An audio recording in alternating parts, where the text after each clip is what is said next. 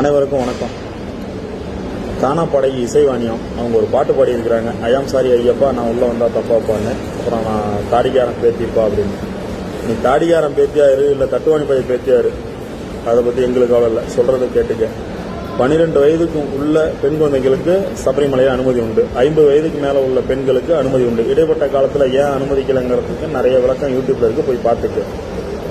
அப்படி நீ ஐயப்பனை பார்க்கணுங்கும் பொழுது ஏன் ஆரியங்காவில் போய் பார்க்கக்கூடாது, குளத்துப்பையில் போய் பார்க்கக்கூடாது, எரிமேலியில் போய் பார்க்கக்கூடாது?